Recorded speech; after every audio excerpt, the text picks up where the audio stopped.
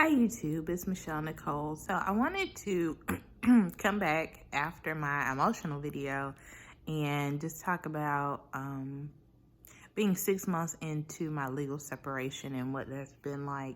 It's kind of a recap of the last 6 months and things that I've kind of learned in the last 6 months. So the first thing is, and I've said this in some of the comments and stuff like that below the videos, thank y'all for watching the videos and commenting. And I think I commented to one or two people that, in this process, you will find that you are so much stronger than you think you are.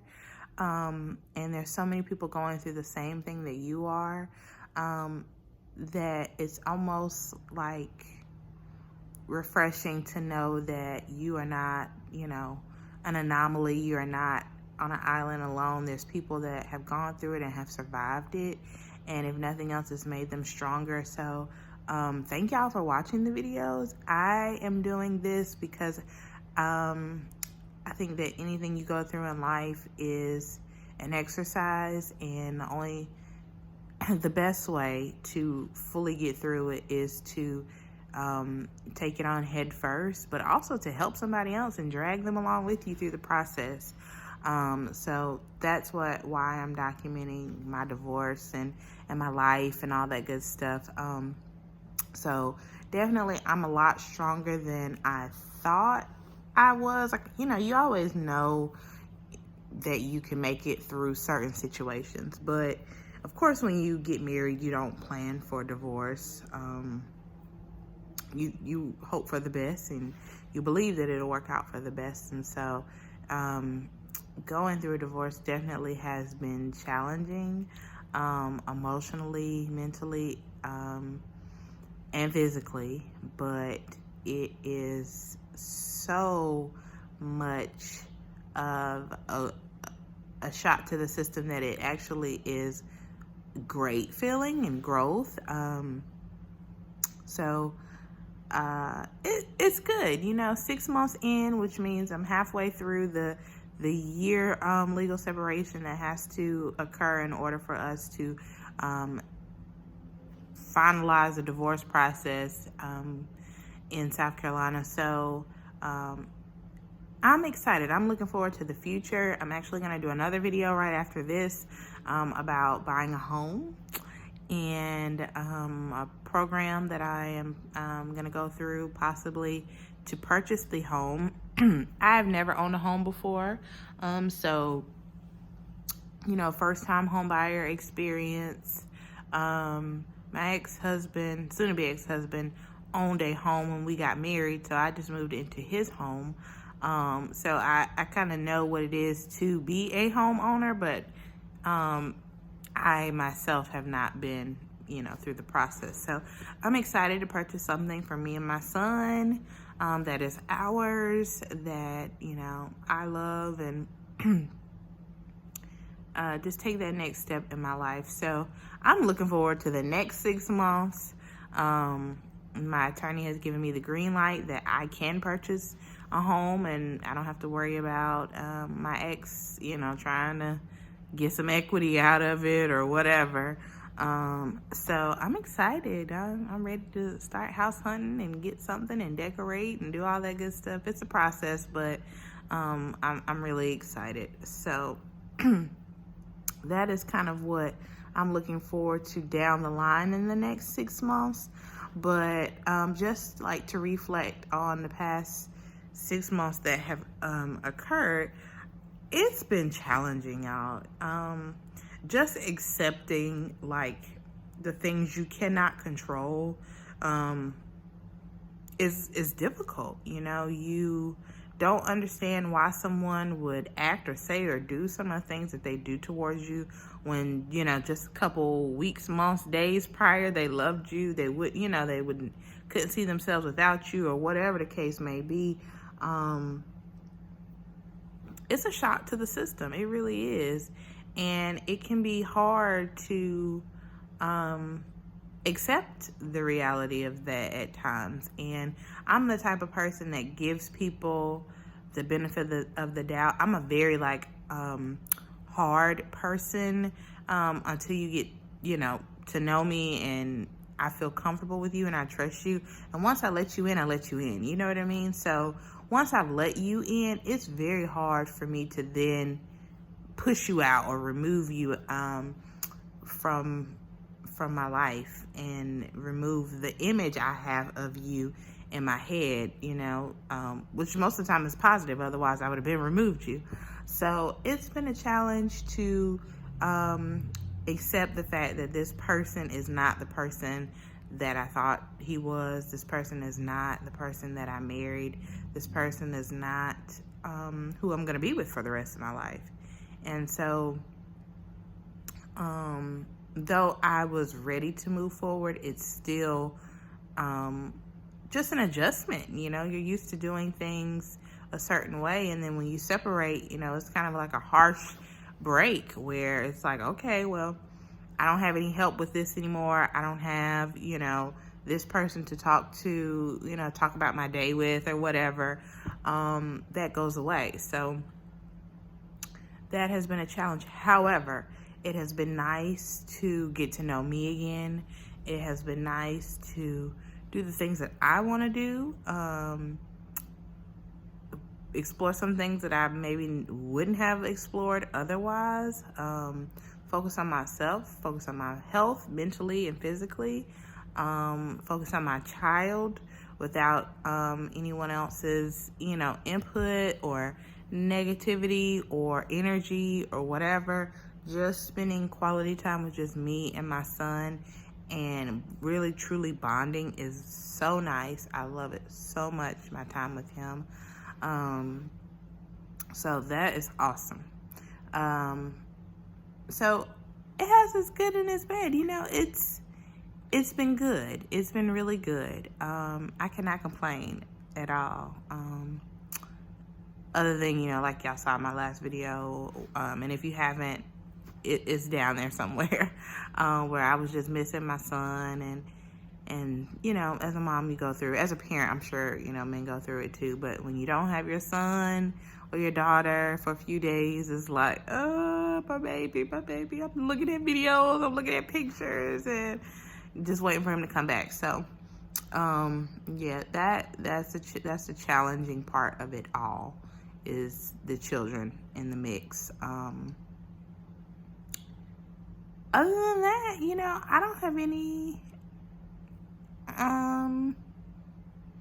insight into how it's been the last 6 months. Like I said, y'all, I'm just really looking forward to the next 6 months. I'm ready to sign some papers.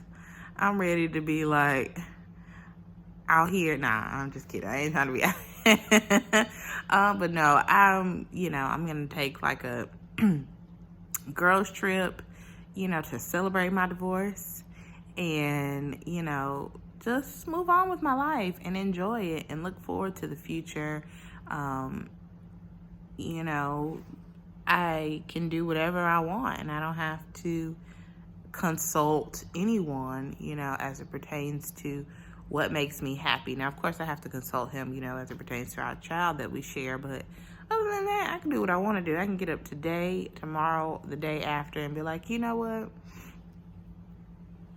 I'm going to dye my hair. I'm going to cut all my hair off, and I'm going to change, you know, how I dress. I'm just going to change my whole self.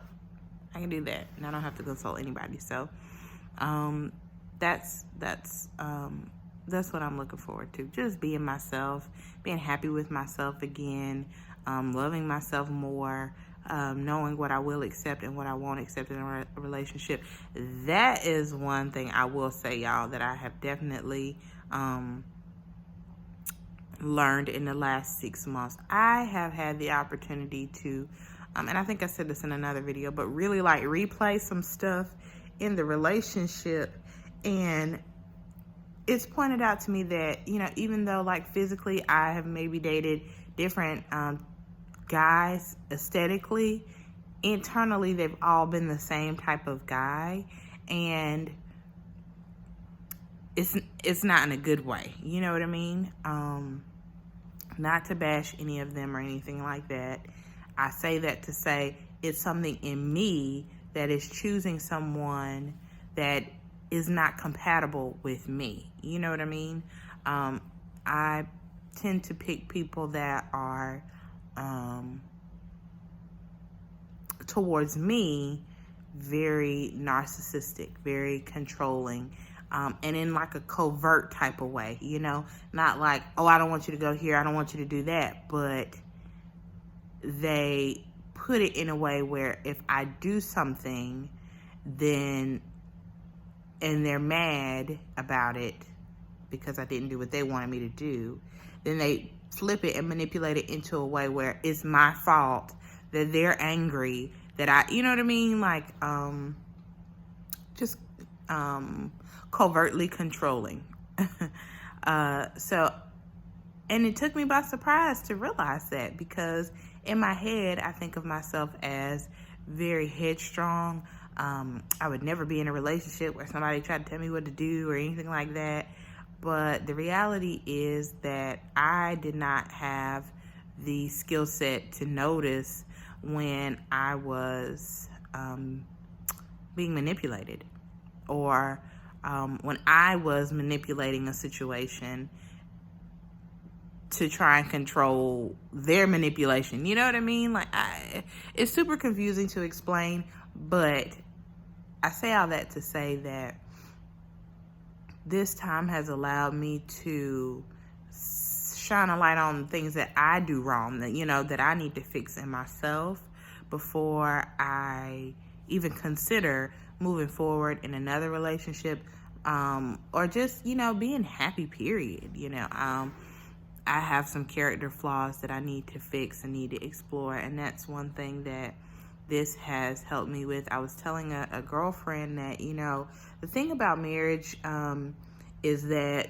as a single person, until you get married, you don't realize that the things that you crave or you want or you desire out of a partner are the things that you internally feel, areas you feel weak in. You know what I mean? So like, if I want affection, if I want him to tell me that I'm beautiful all the time, it's because I don't provide that to myself. You know what I mean? I don't feel pretty. So I want him to tell me I'm pretty so that I feel pretty. You're not going to get that in marriage. You're not. Your partner is not going to, and maybe he will. Let me not say that he's not going to. But if you go into marriage thinking that that other party's job is to fill the voids you have in yourself, you will be unhappy. That is not, you cannot put that type of pressure on someone else to fill your voids. Only you and God can fill your voids. Another person cannot. So take the time to fix yourself, to get yourself happy, to figure out what you do and you don't want in a relationship, what you do and you don't want in your life, period, out of any of your relationships, not just, you know, intimate relationships, so that you can navigate through life in a healthy and happy way. If you know what you'll tolerate from jump, when Joe Blow walks up to you and he says the first thing that triggers, that don't sound like something I would be into, you'll dismiss it and you'll dismiss him or her and you'll save yourself some time. Now, I know people say, you know, well, you got to give people a chance, you know, your standard, you might have too long of a list or whatever. I don't know that I agree with that. I definitely don't agree with that. I think that if you're going to settle, you need to be prepared to know that A, you're settling, and B, that in whatever area that you chose to settle, you're going to have to deal with the consequences of that. So if you pick a guy that, oh, well, he's really nice, but he doesn't look the way that I really am attracted to, you're going to struggle with the attraction sometimes. And that might be a big issue in your relationship. I mean, that's something to think about before you just decide, well, he's sweet to me, he's a nice guy. Okay, well, I'm going to make it work because he's just, okay. Be careful. That's all I'm going to say. But yeah, you guys, so thank you for watching this video. I'm not gonna make it too super long. I know some of my videos are like over 20 minutes, so I'm gonna work on stopping rambling so much. And but thank you again, y'all, for watching my videos. I'm actually gonna post another video right after this about the home buying program that I am starting to go through, and I'm gonna be just as transparent as I possibly can with it. So stay tuned. Thanks. Bye-bye.